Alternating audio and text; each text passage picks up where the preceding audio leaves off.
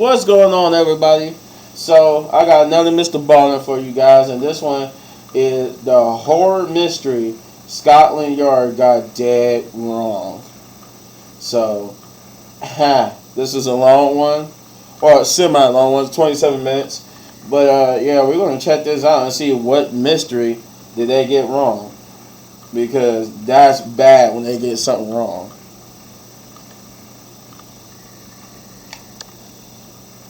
In today's story, you very likely will at some point go, okay, I know where this is going. But you won't, because the ending to this story is so random that it actually took 100 years to piece together what actually happened. But before we get into that story, years? if you're a fan of the strange, dark, and mysterious delivered in story format, then you've come to the right place, because that's all we do, and we upload once a week. So, if that's of interest to you, please bring the like button out hiking with you on Kodiak Island in Alaska, but don't tell them you've secretly stapled a huge raw steak to the outside of their pack. Also, please subscribe to our channel and turn on all notifications so you don't miss any of our weekly uploads. Okay, let's get into today's story.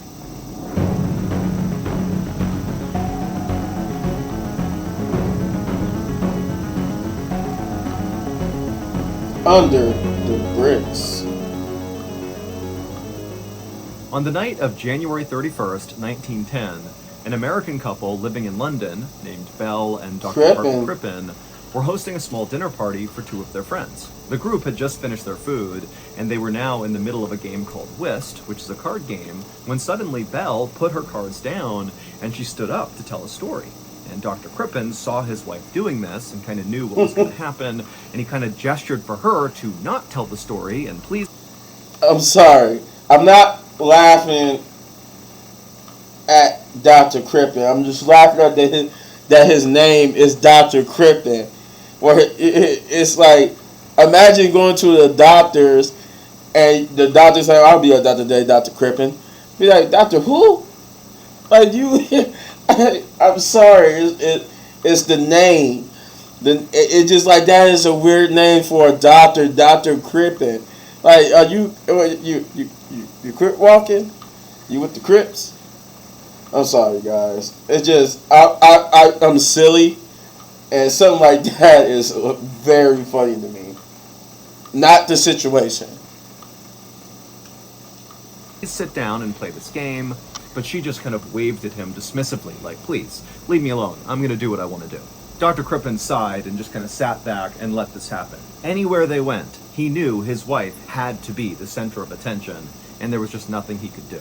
Dr. Crippen was a pretty passive guy who kind of got walked all over, especially by his wife. He was kind of little, he had big bulging eyes and huge glasses he wore, and his job was he basically sat inside of a dentist's office and mixed medicines for the dentist. And so he was just kind of like this anonymous, forgotten about guy that worked in a back office hidden from the world. Meanwhile, his wife, Belle, is like this beautiful woman, huge personality. She's an aspiring actress and singer, and everywhere they went, everybody loved her and basically didn't notice Dr. Crippen.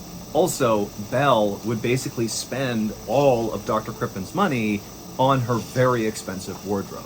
And so Dr. Crippen is just so annoyed. He's sitting on the couch and he's watching as Belle has now stood up in her big flowing pink evening dress, and she's regaling the guests with this big story of hers. And at some point, she just kind of transitions from telling the story to performing this bizarre song and dance routine that was the story. It's like she came up with a play in real time and performed it for the guests. And the dinner guests who were watching this performance, their names were Paul and Clara, they were totally entranced by what Belle was doing. They thought it was incredible. Paul and Clara were both theater people like Belle was. Paul was a former comedian, and Clara worked with Belle at their charity, which was called the Music Hall Ladies Guild. And so Dr. Crippen just kind of scowled as the two dinner guests applauded really loudly for Belle's big performance. And Belle, she smiled and kind of giggled and then sat down and said, thank you so much. And then, Dr. Crippen, he's thinking, okay, now that she's done with this performance, we can finally play the card game that I really want to play. But Dr. Crippen, after grabbing his cards, looked around and could tell that they were not going to play cards. The big performance by his wife had eaten up all the rest of their time, and now it was too late and the guests had to leave. Before Dr. Crippen could even stand up to begin picking up in the room to get ready for this visit to end, Belle, his wife, was demanding he go outside and get their guests a horse and carriage to bring them back home. And so Dr. Crippen just kind of put his head down and said, okay. And as he was walking towards the front door to get the horse and carriage, Belle yelled after him, and don't get one of those cheap ones. Get an expensive one, a nice one. Dr. Crippen just kind of rolled his eyes, but said, okay, and then he walked outside. But despite looking all over the place, there were no nice horse and carriages. It was just the kind of loud, rickety, bad ones that his wife did not want him to get. But after looking all over the place for a full hour and not finding a nice one, Dr. Crippen finally just had to hail one of the bad horse and carriages. He called them over, and then he went back inside, and he told the guests, okay, I got your horse and carriage. And so they came outside, and so did Belle. And Belle's looking at this carriage after this long delay, and it's this terrible carriage, and she just stares at Dr. Crippen, furious.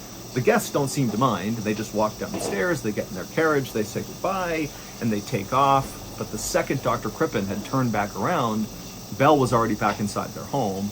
And so he knows, as soon as he goes in there, he's going to get yelled at. And so he went inside the home, and in the living room was Belle, arms folded, just staring at him, absolutely furious. And she began laying into him about not only how ridiculous it was that it took him a whole hour to find the carriage, and it was a terrible carriage, something she said not to do, and she told him that he was the reason their whole dinner party had been a total disaster. Even though Dr. Crippen was like, I think it went pretty well. But in Belle's mind, her husband was the reason this party had totally failed. He was boring, he didn't contribute anything, and she told him that she caught that he did not applaud nearly as loudly as Paul and Clara had for her big performance, and that really hurt her feelings. When Dr. Crippen just didn't say anything, he just kind of knew to keep his head down and let his wife talk, when that happened, Belle got so frustrated she kind of huffed and then turned around and walked over to the mantelpiece, and she took this framed photo that she shamelessly left up in their house that was of her former lover, who she openly had had an affair with. It was this beautifully handsome, square-jawed prize fighter who, again, Dr. Crippen knew his wife had cheated on him with. And so Belle, she takes this photo and she holds it up and she points right at him and she looks at her husband and says, I can get any man I want. Look right here. I can get him if I want to. I don't need you. But Dr. Crippen was not affected by this. He was completely used to being treated this way by Belle. And so again, he just stayed silent and took what she was throwing at him. And so again, Belle gets even more frustrated because she's not getting a reaction from Dr. Crippen. She finally just goes, you know what? I'm going to leave you tomorrow. I'm done with you. I can't be with you. It's over. And again, Dr. Crippen just didn't react. I mean, this really was typical behavior for his wife, even this threat of leaving him tomorrow. She had done this before, but never followed through on it. It was just kind of like Dr. Crippen was her punching bag, basically 24/7. And so for now, all Dr. Crippen really wanted was for his wife to just stop ranting and raving so he could just go to bed. He didn't really care what she was saying. Frankly, he wouldn't even care if she did leave him the next day. He was totally unhappy in this marriage, as obviously she was, but he was so scared of scandal, he couldn't bring himself to divorce his wife. But if she actually followed through and left him, he'd be free. The marriage would be over and it would be her fault. And so Dr. Crippen just stood there waiting for his wife to finish, but it was clear she had a lot to say. Even after threatening to leave him, she just kept on laying into him about all his faults. And then at some point, Dr. Crippen just totally caught her off guard by interjecting and saying, hey, Belle, do you want some whiskey? And Belle just kind of stopped and stared at her husband inquisitively. And then it was like her whole mood changed. And she was like, actually, yeah, I'll take some whiskey. And so Dr. whiskey's Crippen a said, cure-all. I'll go make it. And he walked over to the Everybody likes cabinet some whiskey. and he poured both of them a drink. 2 days later, the members of the charity that Belle and Clara, the dinner guest, were a part of, the Music Hall Ladies Guild, they were all sitting in their office in London waiting to start their meeting. But there was a problem. Belle, who was their treasurer and therefore needed to be at this meeting, was not at this meeting. She was late and nobody knew where she was. And so after they sat in this office I'll for a take while, that back by the whiskey, guys. they finally heard a knock on the door. And so one of the women got up, they opened up the door, and standing outside is Dr. Crippen's assistant, this young woman named Ethel, and she looked kind of frazzled and maybe a little bit out of breath, and she was carrying a letter and a package in her hands. And so Ethel would tell the woman who opened the door that she was here on behalf of Dr. Crippen and also Belle. And so the woman who opened the door said, okay, come on in. And so Ethel walked into the office and she placed the letter and the package on the table, and then she quickly turned around and left. After she was gone, the guild members kind of looked at each other confused and then just reached out and they grabbed the letter, they opened it up and they read it. And the letter was written by Dr. Crippen, and he was telling the members of this guild that unfortunately one of Belle's family members back in America had fallen ill, and so Belle had to go back to America and take care of this person, and she'd be gone for at least several months. And then when they opened up the package that Ethel had dropped off, that contained the guild's checkbook and also their ledger. That way they'd be able to go out and find a new treasurer to replace Belle. And so when they had finished reading this letter and seeing the contents of this package, the members of this guild just kind of looked at each other, not really sure what to do. You know, it seemed odd that Belle had not told them she was doing this, that she had left without saying goodbye. But at the same time, it seemed like whatever she was dealing with in America was very serious. And so they decided the only thing they could do was to just hire a temporary treasurer and wait for Belle to come back. About 3 weeks later, Clara and the rest of the Ladies Guild members hosted their annual ball. And like always, they invited Belle, as well as her husband, Dr. Crippen, even though they knew, this invitation was kind of a formality because Belle was still in America. But Dr. Crippen would show up to this ball, and he would not show up alone, and it caused a bit of an outrage. On Dr. Crippen's arm was very obviously his date.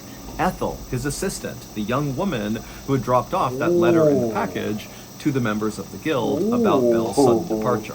Clara stared incredulously at Dr. Crippen and Ethel as they kind of swayed around the room dancing. I mean, Clara just could not understand what was going through Dr. Crippen's head. How could he possibly think it was appropriate to so openly cheat on his wife around all of his wife's friends and in such a public place? It just seemed unfathomable that anybody would do what Dr. Crippen was doing.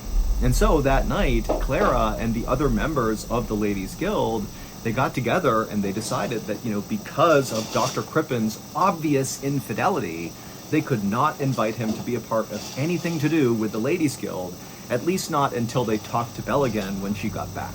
But Belle didn't come back, and she never wrote to any of the members of the guild or any of her friends. She just disappeared. And on March 20th, 1910, so roughly 2 months after Belle supposedly fled to America, Dr. Crippen came out and said he had just gotten some terrible news. It would turn out his wife, Belle, had fallen ill while in America, and she had died. When Clara and the rest of the Ladies Guild members heard about this, their disgust at Dr. Crippen's cheating quickly turned into suspicion that maybe he had something to do with Belle's early demise.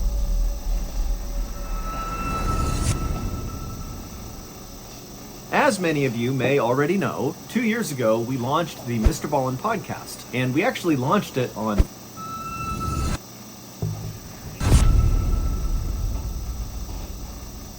So one of the members of this guild went to the police and reported Belle missing. However, at first, the police were not inclined to pursue this case because from their perspective, there was no evidence of a crime committed here. All they knew was this woman, Belle, had died in America, supposedly from natural causes. And so the only thing that was contrary to that were Belle's friends who basically were saying, well, maybe she was murdered by her husband because her husband was cheating on her. And the police were like, that doesn't line up. Just because he was cheating on her does not mean he killed her. But Belle's friends continued to keep the pressure on police. And finally, after 3 months, the police would assign a detective. His name was Walter Dew, and Inspector Dew had been a detective for more than 20 years, and he had even worked on the very famous serial killer case, Jack the Ripper, and had been one of the people who actually found the last body, although the Jack the Ripper case had gone unsolved. But coming out of that investigation, Walter Dew had really developed a great reputation as a really good detective. And so to have him lead this case was a big deal. And so on the afternoon of July 6th, 1910, so roughly 5 months after Belle had gone missing, Inspector Dew, as one of his first things he would do for this case, went to Dr. Crippen's house to ask him about his wife. Now, Inspector Dew expected that Dr. Crippen would tell him the same story he had told everybody else about Belle, which is, she had to go to America to take care of this sick relative, and while she was over there, unfortunately, Belle passed away. But what Dr. Crippen ultimately told Inspector Dew was not that. Now, at first, Inspector Dew just asked Dr. Crippen a lot of basic questions about his wife.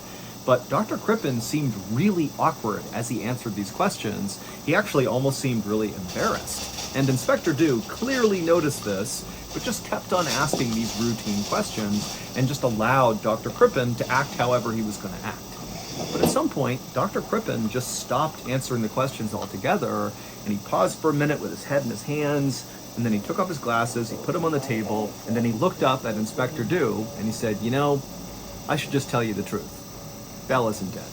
Dr. Crippen told the inspector that the day following that dinner party they hosted with Paul and Clara, that morning when Dr. Crippen woke up, his wife was gone, and all her things were gone too. She had packed up in the middle of the night and left without telling him where she was going. And so Dr. Crippen realized his wife had finally made good on the threat to leave him. Dr. Crippen said he lied about what happened to Belle because he was trying to avoid a scandal. He said that, while Belle was horrible to him personally and really mistreated him, she was really kind of amazing with everybody else, and everybody else loved her. And so Dr. Crippen really believed that lying about this would ultimately save her reputation and his own. So it was a win-win.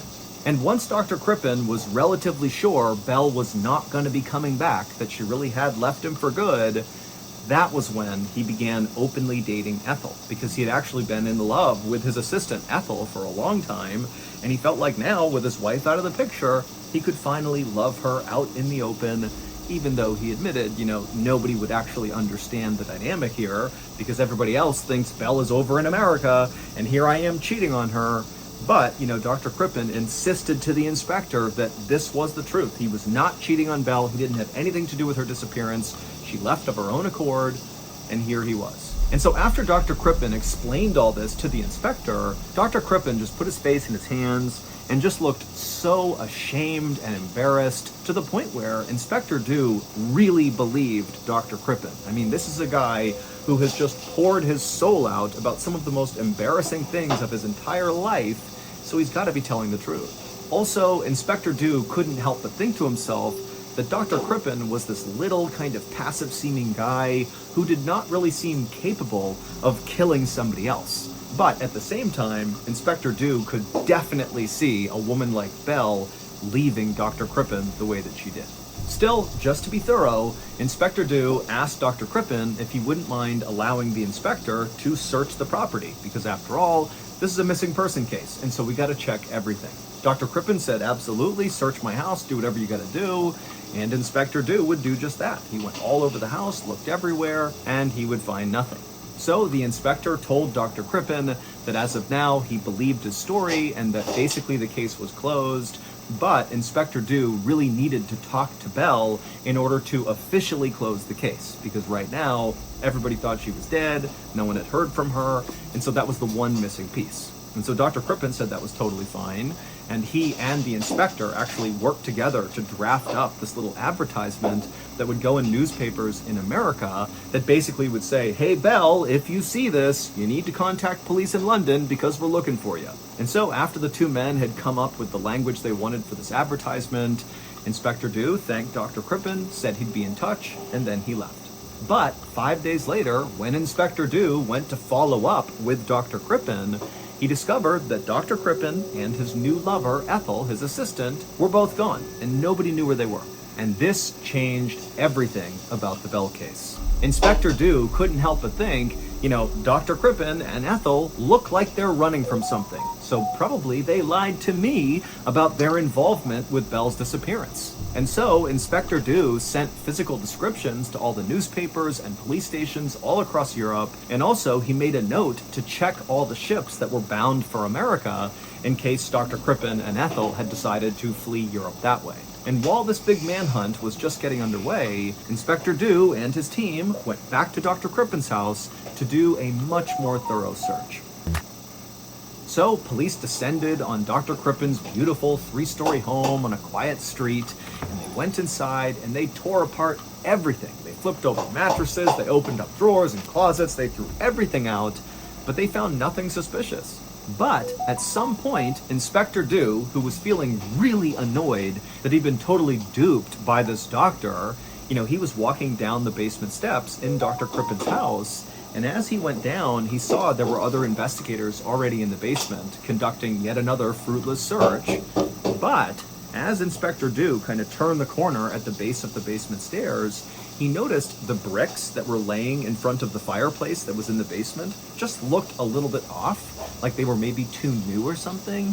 And so just kind of acting on a hunch, he walked over to these bricks that were laid out right in front of this fireplace, and he's looking at them, and he grabs a poker, one of the pokers he used to move the logs around in a fire, and he just began tapping on each of the individual bricks right in front of them. And with every tap, he would hear the solid thump sound that you're hitting something hard that is beneath this brick. But as he went along hitting each of these bricks, he eventually reached the kind of center of these bricks, and when he brought that poker down on one of those bricks, it made a hollow sound. Clearly there was something underneath these bricks.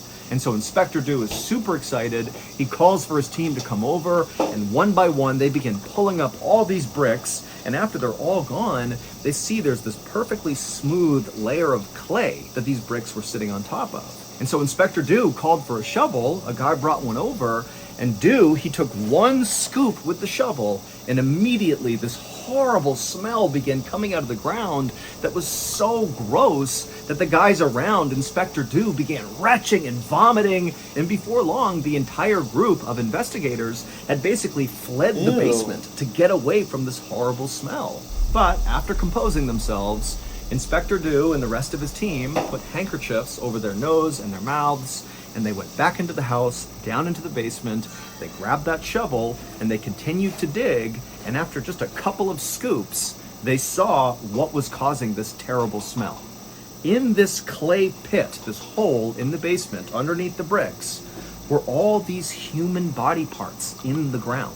But there were no arms, there were no legs, there was no head. All you had were just the internal organs of somebody. And then also there was like a blanket of skin that looked like it had been extracted from somebody's body with near surgical precision. Now, the police could not, based on these limited remains, make an actual positive identification of who exactly this was, but they did find in this pit, along with the organs and the skin, were several strands of hair that matched Belle's. There were several pieces of pajamas that belonged to Dr. Crippen, and then also on that skin fillet they found, there was a distinctive birthmark on it that matched the one that Belle had.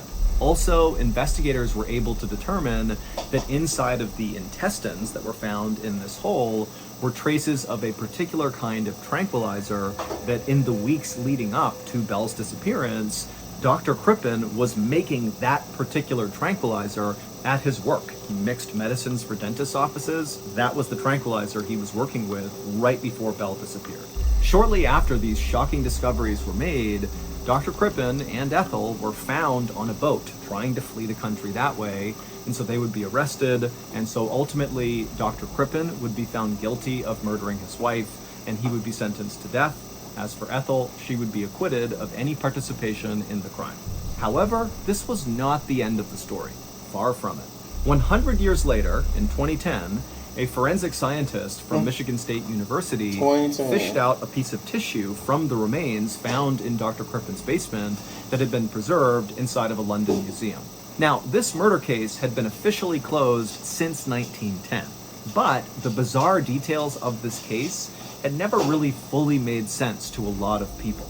Like, they didn't understand how or why Dr. Crippen had successfully disposed of his wife's head, her arms, her legs, all her bones. Those are all gone. Nobody ever found those.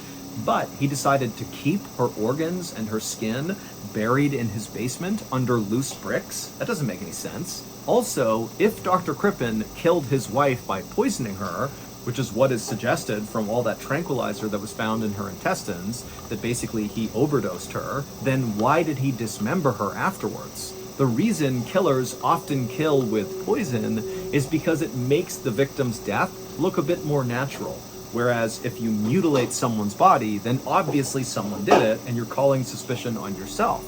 And so, did Dr. Crippen poison his wife and then just throw that out the window and mutilated her body anyways? It just didn't make sense. So, this forensic scientist from Michigan State University decided he was finally going to get some answers to this case. And so what he did is he compared the DNA from the tissue he dug out to the DNA of one of Belle's grandnieces. And when he compared the two, he saw they didn't match, which meant the body that was found in Dr. Crippen's basement was not Belle's. But that wasn't even the weirdest part. It was determined following this test by this forensic scientist that the body in Dr. Crippen's basement wasn't even female. It was a male. But to this day, no one has ever been able to identify who that body was, and Belle was never found. All we know is an innocent man, Dr. Crippen, was put to death for something he didn't do. Oh my God. In February of 2000, a police officer... That is insane. So they killed the guy, you guys. They killed the guy, and he had nothing to do with it. Nothing. They said so that's why he says it was a case that they got dead wrong. They sentenced a guy to death, and he wasn't even the killer. Because the person that was in that hole, well, at least dismembered in that hole, was a man. It wasn't a woman, and it couldn't have been him. And they don't know wherever it happened. They don't know what happened to her. So, wow. Yeah, this was crazy. This was crazy. This was insane. I have no words to express how crazy this story was. Because I have questions. Why couldn't they find her? They found him trying to get off on the boat, but why couldn't they find her?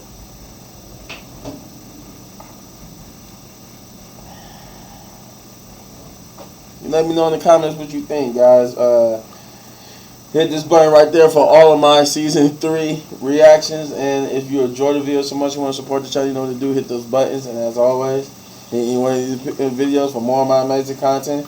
And as the Turtle Master himself, Master Rose, he always says, eat, sleep, and drink plenty. Well, and plenty. For that is the Turtle Hermit way and LilBigMan's way too. Peace.